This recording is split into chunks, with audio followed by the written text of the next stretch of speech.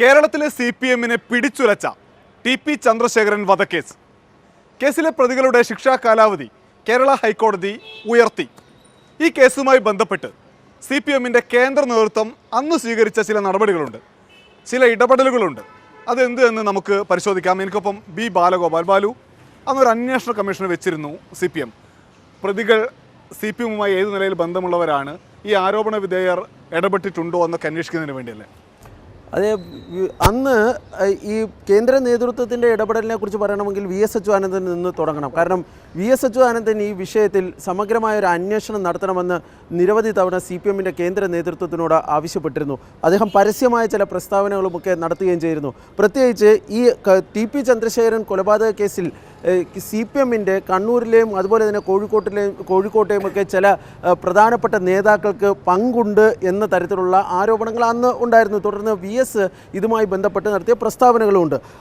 അതിനുശേഷം 2012 ജൂലൈയിലാണ് ഈ വിഷയം ചർച്ച ചെയ്യുന്നതിനായി CPM-ൻ്റെ ഒരു കേന്ദ്ര കമ്മിറ്റി യോഗം 2 ദിവസങ്ങളിൽ ഡൽഹിയിൽ ചേർന്നിരുന്നു. ജൂലൈ 21, 22 തീയതികളിൽ എന്നാണ് എൻ്റെ ഓർമ്മ.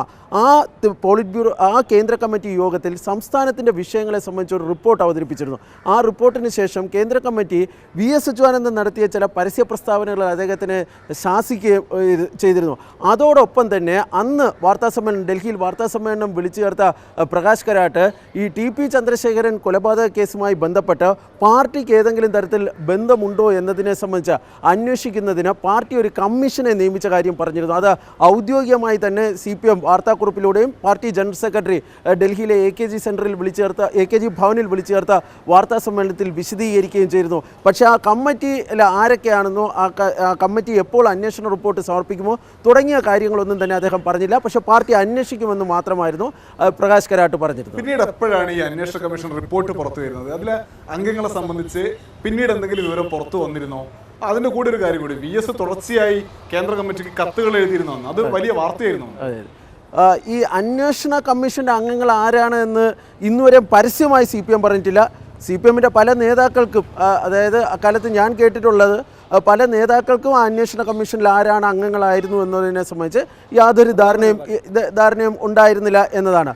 പക്ഷെ പെട്ടെന്ന് ഈ 2014 ഫെബ്രുവരിയിലാണ് എന്നാണ് എനിക്ക് ഓർമ്മ, VS അച്യുതാനന്ദന് ഒരു കത്ത് KK രമ നൽകിയിരുന്നു. അതായത് ആ കത്ത് നൽകുന്നതിന് ഒരു ഇതുണ്ടായിരുന്നു. ഈ ഹൈക്കോടതി ഇപ്പോൾ ഈ പറഞ്ഞിരിക്കുന്ന വിധി, ഇന്നിപ്പോൾ പറഞ്ഞിരിക്കുന്ന വിധിക്ക് ആധാരമായിട്ടുള്ള വിചാരണ കോടതി വിധി വന്നിരുന്നത് 2014 ആ വിധി വന്ന സമയത്ത് KK രമ VS അച്യുതാനന്ദന് ഒരു കത്ത് നൽകിയിരുന്നു. ഈ കേസിലെ ഗൂഢാലോചനയെ സംബന്ധിച്ച് CBI അന്വേഷിക്കണമെന്ന് ആവശ്യപ്പെട്ടുകൊണ്ട് അന്വേഷണത്തിന് വേണ്ടി ഒരു കത്ത് നൽകിയിരുന്നു. ആ കത്ത് VS അച്യുതാനന്ദൻ അന്നത്തെ മുഖ്യമന്ത്രിയായിരുന്ന ഉമ്മൻചാണ്ടിക്ക് അയക്കുകയാണ് ഉണ്ടായിരുന്നത്. തുടർന്ന് അത് വലിയ തോതിൽ CPM-ൽ കോളിളക്കം സൃഷ്ടിച്ചിരുന്നു.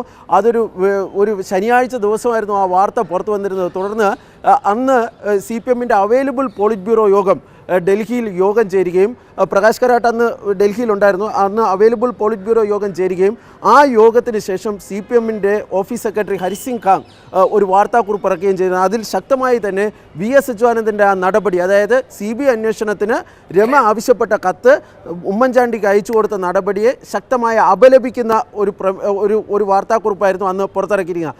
അതിന് തൊട്ടു പിന്നാലെ, അതിൻ്റെ തൊട്ടടുത്ത മാസമാണ് 2014 മാർച്ചിലാണെന്നാണ് തോന്നുന്നത്, CPM-ൻ്റെ ഒരു സംസ്ഥാന കമ്മിറ്റി യോഗത്തിലാണ് ഈ അന്വേഷണ റിപ്പോർട്ട് അവതരിപ്പിക്കുന്നത്. ആ അന്വേഷണ റിപ്പോർട്ട് അവതരിപ്പിച്ച യോഗത്തിൽ പാർട്ടിയുടെ ജനറൽ സെക്രട്ടറി പ്രകാശ് കരാട്ട്, അതുപോലെ തന്നെ പോളിറ്റ് ബ്യൂറോ അംഗമായിരുന്ന S രാമേന്ദ്രപിള്ള, അദ്ദേഹം അന്ന് PB അംഗമായിരുന്നു, അന്ന് MA ബേബിയും PB അംഗമായിരുന്നു. ആ കണ്ടന്റിൽ ഇന്നിപ്പം ഹൈക്കോടതിയിലെ വിധിയുമായി അതിനെ കൂട്ടിച്ചേർത്ത് വായിക്കേണ്ടതാണ്. അന്ന് CPM പറഞ്ഞിരുന്നത് അതിന് രാഷ്ട്രീയമായി യാതൊരു തരത്തിലുള്ള പ്രശ്നവും ഒരു ബന്ധവും ഇല്ലായിരുന്നു. പാർട്ടിയുടെ ഏതെങ്കിലും ജില്ലാ കമ്മിറ്റിക്കോ ഏരിയ കമ്മിറ്റിക്കോ അല്ലെങ്കിൽ ബ്രാഞ്ച് കമ്മിറ്റിക്കോ ലോക്കൽ കമ്മിറ്റിക്കോ ഒന്നും ഒരു തരത്തിലുള്ള ബന്ധവും ഇല്ലായിരുന്നു. കുന്നുമക്കര ലോക്കൽ സെക്രട്ടറി ആയിരുന്ന KC രാമചന്ദ്രനും TP ചന്ദ്രശേഖരനും തമ്മിലുള്ള വ്യക്തിവിരോധമായിരുന്നു കൊലപാതകത്തിലേക്ക് നയിച്ചിരുന്നത്. കാരണം ഈ നേരത്തെ പാർട്ടിയിൽ നിന്ന് ഇദ്ദേഹത്തിന്, അതായത് TP ചന്ദ്രശേഖരനെ പുറത്താക്കിയതിന് ശേഷം ഇരുവരും തമ്മിൽ വ്യക്തിവിരോധമുണ്ടായിരുന്നു. ഈ പ്രദേശത്ത് ചില സംഘർഷങ്ങളുണ്ടായിരുന്നു. അതിൻ്റെ അടിസ്ഥാനത്തിൽ രാമേന്ദ്രന് ജയിൽവാസം അനുഭവിക്കേണ്ടി വന്നിട്ടുണ്ട്.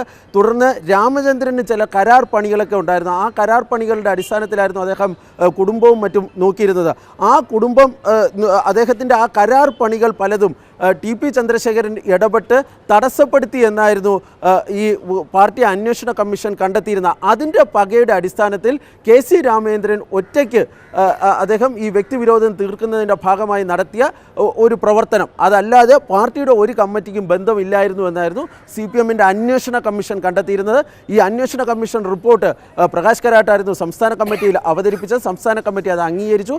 അത് പിന്നീട് കമ്മിറ്റിയുടെ ഒരു പത്രക്കുറിപ്പ് എന്നുള്ള രീതിയിൽ അത് നാട്ടുകാരെ അറിയിക്കുകയും ചെയ്തിരുന്നു. അതായത് സംസ്ഥാന നേതൃത്വത്തിന്റെ നിലപാടിനെ സാധൂകരിക്കുന്ന നിലയിലുള്ള ഒരു റിപ്പോർട്ടായിരുന്നു കേന്ദ്ര നേതൃത്വത്തിന്റെ അന്വേഷണ കമ്മീഷന്റെ ഭാഗമായിട്ട് വന്നത്. തീർച്ചയായും അതിൽ പ്രധാനപ്പെട്ട കാര്യം, അന്വേഷണ കമ്മീഷനിൽ ആരൊക്കെ ഉണ്ടായിരുന്നു എന്ന് ആർക്കും അറിയില്ല. പിന്നെ മറ്റൊരു പ്രധാനപ്പെട്ട കാര്യം, അതിനുശേഷവും VSൻ്റെ ഒരു കത്ത് പാർട്ടി കേന്ദ്ര നേതൃത്വത്തിന് ലഭിച്ചിട്ടുണ്ട് എന്നാണ് എൻ്റെ അറിവ്. അത് പ്രധാനമായും ഉള്ള കാര്യം, KC രാമേന്ദ്രനെ പാർട്ടിയിൽ നിന്ന് അതിനുശേഷം പുറത്താക്കി. അദ്ദേഹം കുറ്റക്കാരനാണെന്ന് കണ്ടതിന് ശേഷം അദ്ദേഹത്തിനെ പാർട്ടിയിൽ നിന്ന് പുറത്താക്കി. ആ പുറത്താക്കിയ KC രാമേന്ദ്രനെ CPM നേതാക്കളിൽ പലരും ഈ ജയിലിൽ, അദ്ദേഹം കണ്ണൂർ ജയിലിലായിരുന്നു, കണ്ണൂർ ജയിലിൽ അദ്ദേഹത്തെ സന്ദർശിച്ചിട്ടുണ്ട്. അതിൽ പ്രധാനപ്പെട്ട 3 സന്ദർശനങ്ങൾ കൂടി പറയേണ്ടതായുണ്ട്. ഒന്ന്, ഈ റിപ്പോർട്ട് സംസ്ഥാന കമ്മിറ്റിയിൽ അവതരിപ്പിക്കുന്നതിന് മുമ്പ് പാർട്ടി സംസ്ഥാന സെക്രട്ടറി ആയിരുന്ന കോടിയേരി ബാലകൃഷ്ണൻ ജയിലിലെത്തി അദ്ദേഹത്തെ കണ്ടിരുന്നു. പാർട്ടിയിൽ നിന്ന് പുറത്താക്കിയ തീരുമാനം KC രാമേന്ദ്രനെ അറിയിക്കുന്നത്, ഒരു ലോക്കൽ കമ്മിറ്റി സെക്രട്ടറിയാണ്, അദ്ദേഹത്തെ അറിയിക്കാൻ വേണ്ടി പോയത് P ജയരാജനും MP ജയരാജനും അന്ന് MLA ആയിരുന്ന ജെയിംസ് മാത്യുവുമായിരുന്നു. അതായത് അത്രത്തോളം